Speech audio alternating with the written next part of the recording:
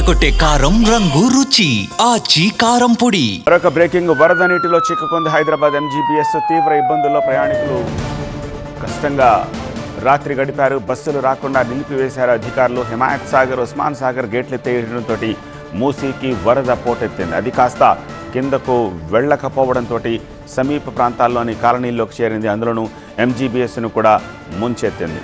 రాత్రి 10 గంటల ప్రాంతంలో పెద్ద ఎత్తున వరద చుట్టుముట్టింది. దీంతో అధికారులు, సిబ్బంది ప్రయాణికులను తాళ్ల సాయంతో బయటకు తీసుకొచ్చారు.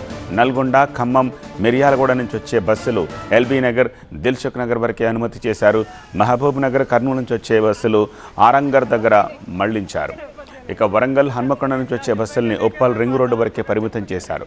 ఆదిలాబాద్, కరీంనగర్, నిజామాబాద్ నుంచి వచ్చే వాహనాలను జేబీఎస్ వరకే పరిమితం చేశారు.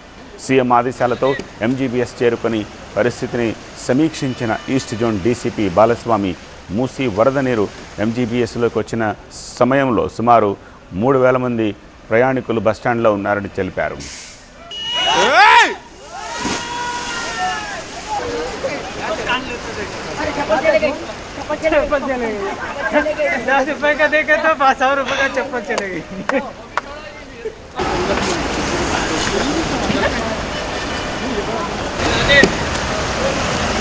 ఎంజీబీఎస్లో నైట్ 10 గంటలకి సిచ్యువేషన్ ఏంటో ఈ 4 కెమెరాస్లో చూస్తున్నారు.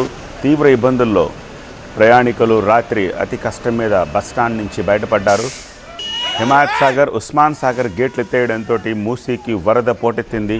అది కాస్త కిందకు వెళ్లకపోవడంతో సమీప ప్రాంతాల్లోని కాలనీల్లోకి చేరింది. అందులోనూ ఎంజీబీఎస్ను కూడా ముంచెత్తింది.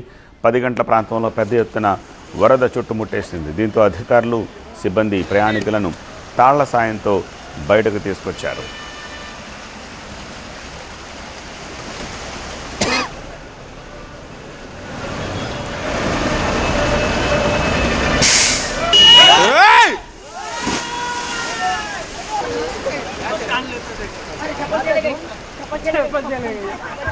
₹10 का देखे तो